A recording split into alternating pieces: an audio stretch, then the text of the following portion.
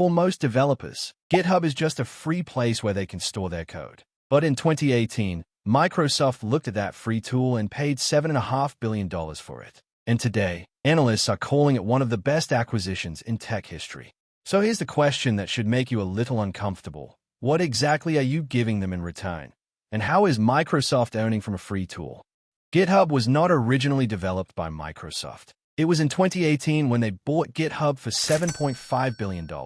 And even before it was acquired, GitHub was already widely adopted. All the big projects were stored in GitHub. Around 31 million developers used it every day, and there were already over 96 million repositories.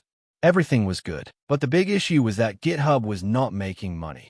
And no matter how good a product is, you eventually need money to survive. And this is where Microsoft came in and offered to buy the whole company. But why would they buy a company that was not making money? And it's just brilliant how they planned the whole thing. Well, on paper, they bought a code hosting platform. But that's not how Microsoft saw it. The real business of Microsoft is their cloud platform. And cloud is a brutal market. Amazon had AWS, Google had its cloud, and Microsoft had Azure. All three were fighting for the same customers and gaining the most market capitalization. But here's the thing about cloud. The people who decide which cloud a company runs on, it's not the CFO, it's not the CEO, it's the developers.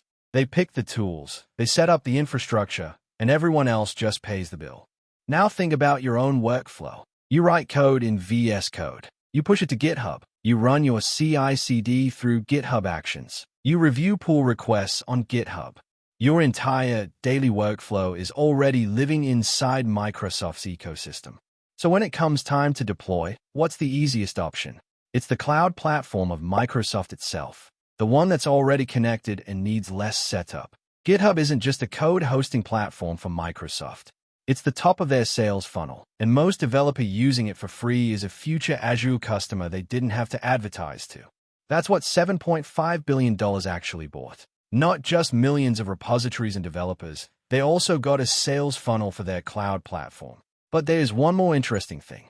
The funnel I just talked about was just part of the plan. Think about what GitHub actually is at its core. It's 180 million developers pushing code every single day. Public repositories, open source projects, real production code written by real engineers, all sitting there for free, for anyone to read. And Microsoft did what any company sitting on the world's largest dataset would do. They trained an AI on it, which is now called GitHub Copilot. And now they charge you $10 a month to use it. Let that sink in. You wrote the code, you pushed it to GitHub for free, and Microsoft trained an AI on your code. And now that AI sits inside your editor, writing code for $10 a month. $19 if you want a business plan. $39 if you're an enterprise.